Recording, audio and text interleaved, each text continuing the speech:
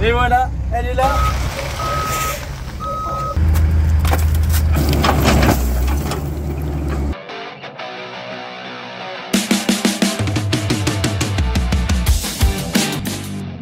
Bon, avec Ryle, on a une petite surprise et je vais vous la présenter tout de suite. Bon, il a pas l'air de trop aimer ça.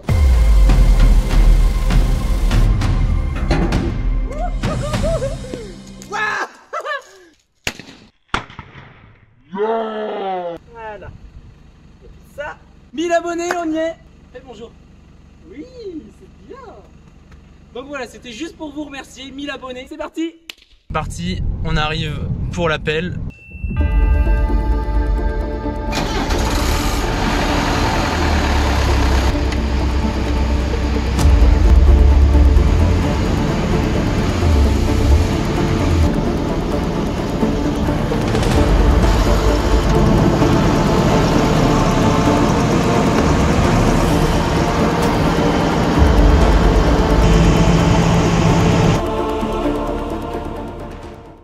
Allez, fin du suspense, l'appel 788 est enfin là. On est en train actuellement de la charger sur le porte-char et ensuite elle prendra la route pour quelques heures.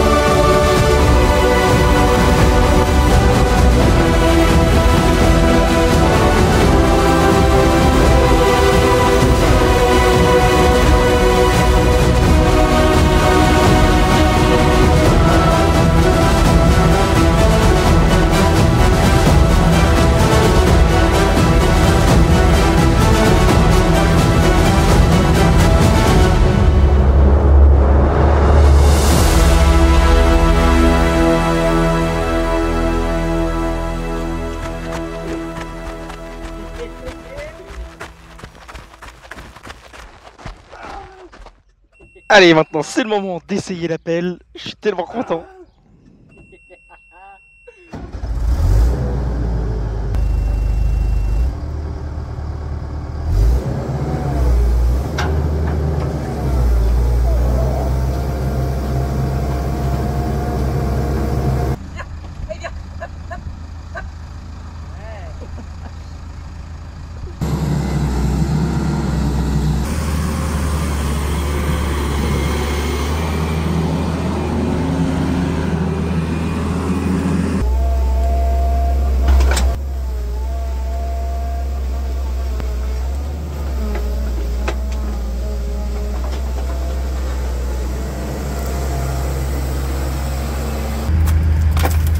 Ah, il y en a partout en plus.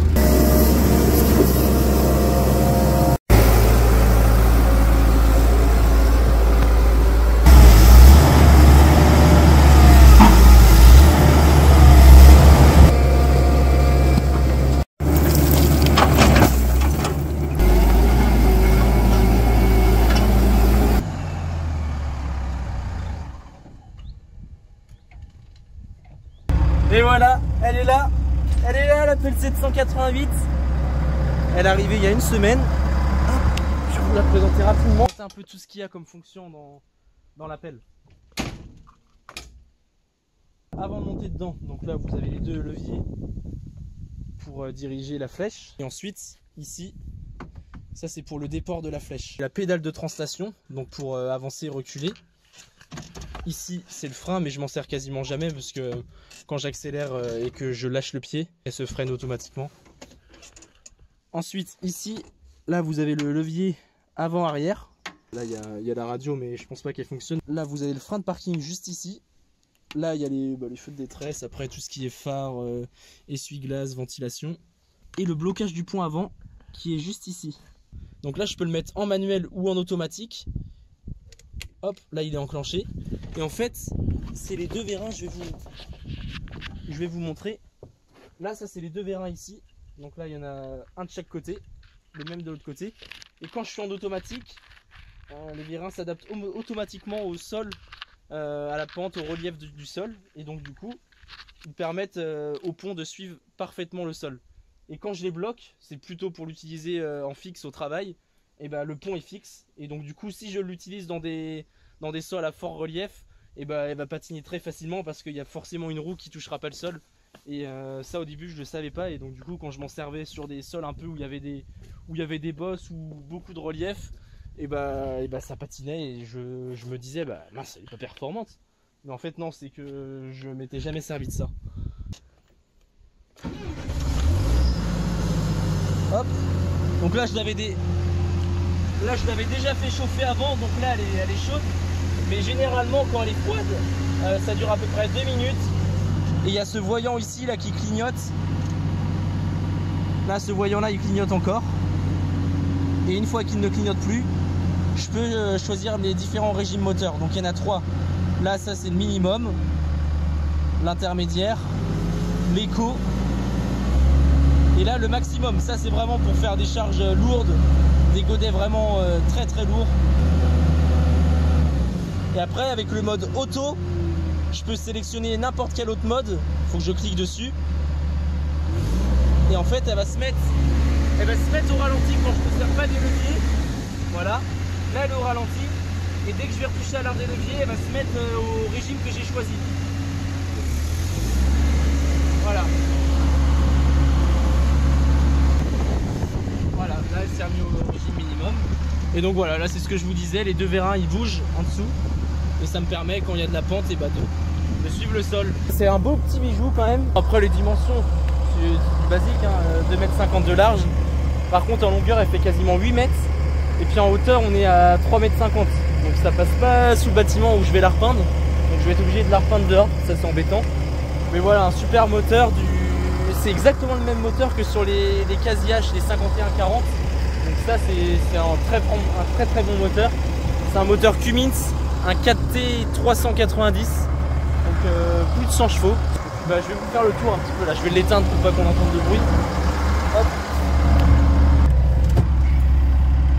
Tac. Maintenant si on fait le tour de la pelle, qu'est-ce que j'ai envie de faire dessus? Et bah déjà la couleur, ce sera pas en orange.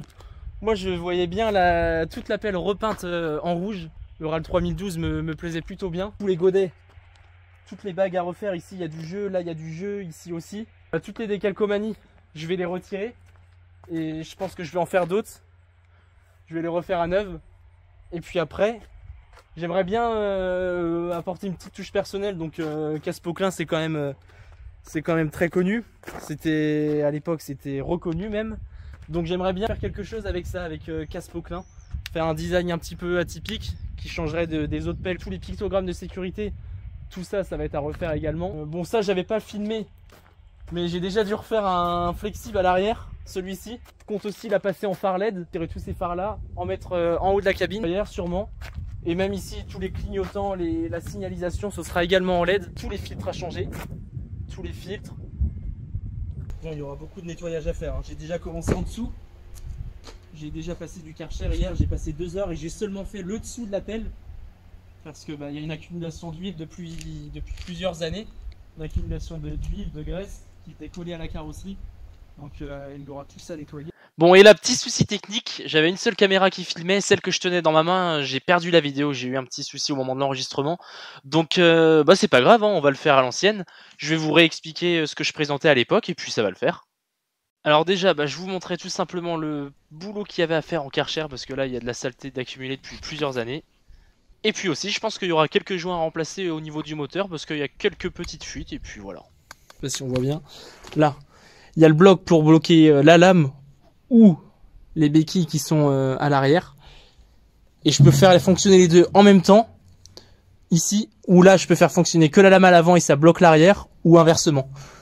Et comme ça, puisque là j'ai démonté le vérin, et ben j'ai mis à l'avant, au moins il n'y a pas de fuite hydraulique. Donc je l'ai bloqué parce que la tige chromée qui est à l'intérieur, elle est rouillée. Il y a un petit peu de rouille dessus.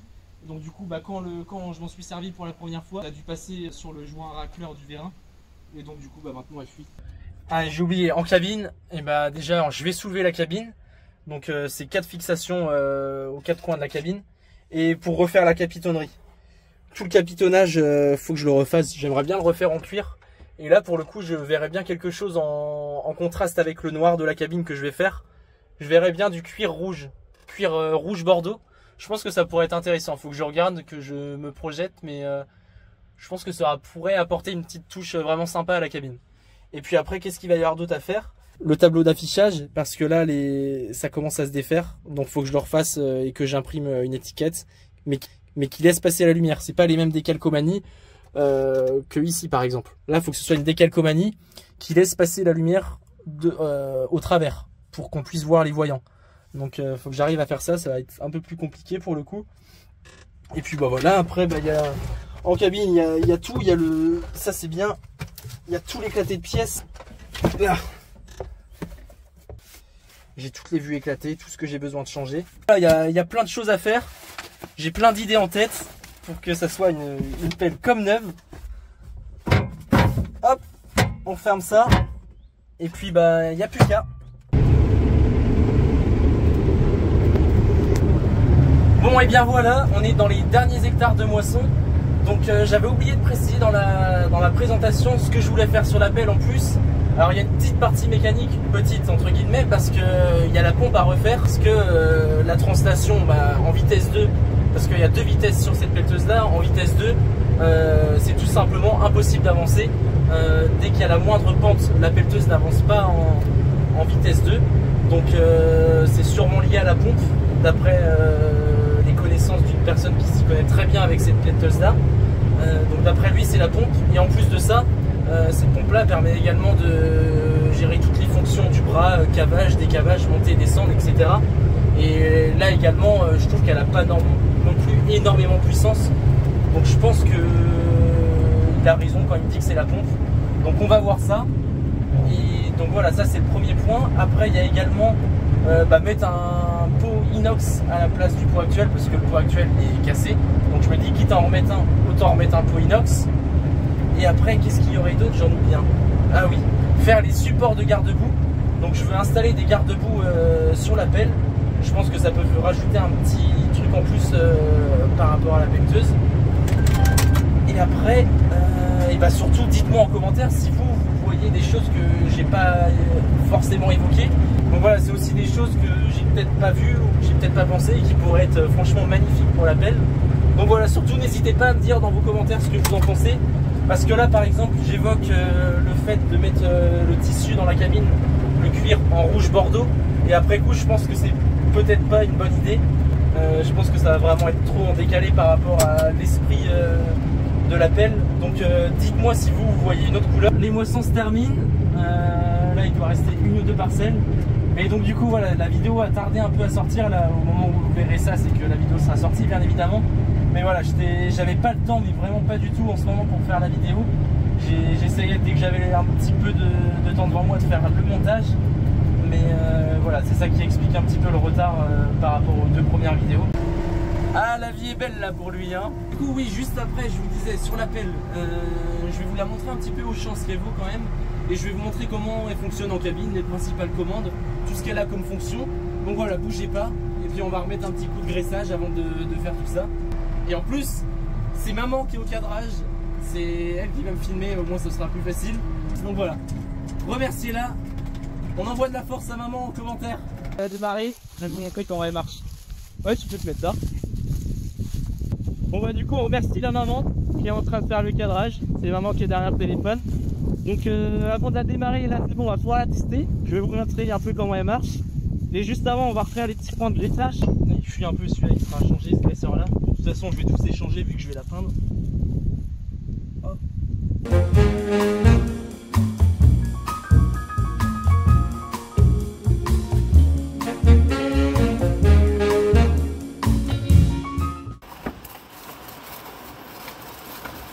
Hop. Allez, écoutez-moi ce son. T'arrives à voir l'arrière un peu ou pas?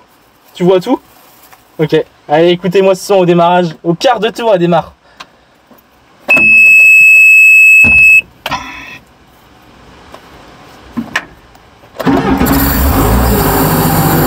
Hop là!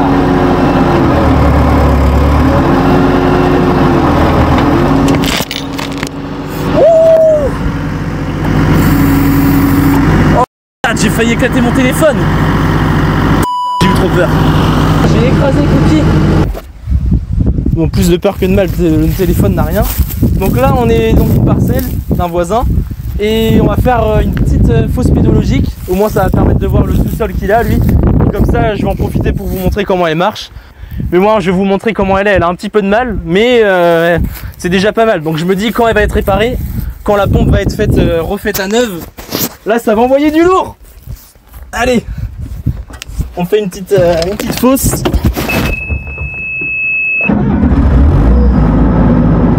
Donc là vous voyez, c'est pas compliqué, il y a deux manettes.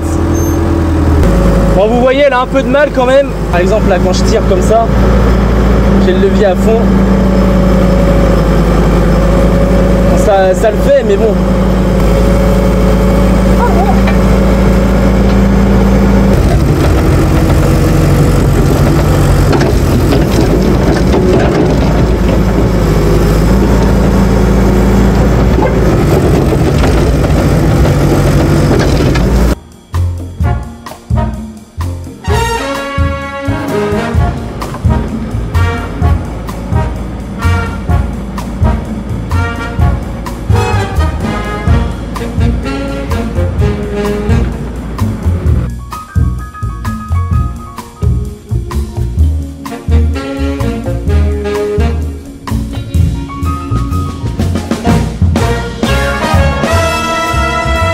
Allez maintenant là je vais vous montrer là en montée comment elle a du mal. Alors attendez, je vais vous montrer ça. Vous allez voir. Tac. On va la reculer. Le frein à main on l'enlève. Je vais me mettre en montée. Parce qu'il y a deux vitesses sur cette pelleteuse là. Une première vitesse qui est plus utilisée quand on est au travail et une deuxième sur la route. Et en deuxième vitesse impossible. Tu peux revenir maman ou pas?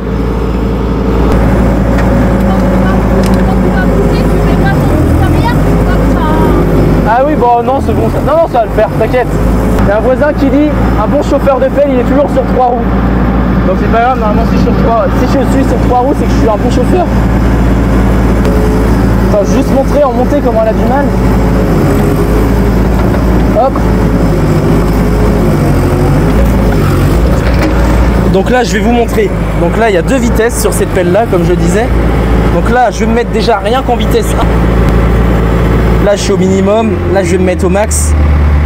Hop. Et là j'avance. Et là si j'avance, elle a du mal pas pour rire. Donc si je le fais en vitesse 2, et bah ça va être pire, je vais vous montrer. Donc là je passe en vitesse 2. Voilà, là je suis passé.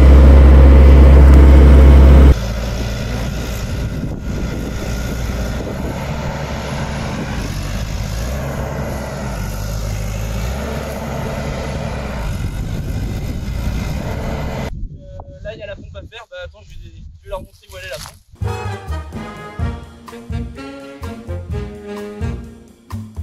Voilà, donc là toute la pompe se situe ici là, et c'est ça qu'il va y avoir à refaire. Et là-dedans il y a le piston de régulation qui est ici. Donc voilà ce qu'il y a à faire sur la pelle que je vous avais pas dit.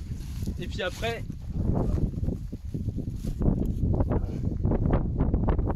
il y a un pot inox que je veux mettre comme je vous en parlais quand j'étais dans la moissonneuse. Attends, je vais reprendre, merci.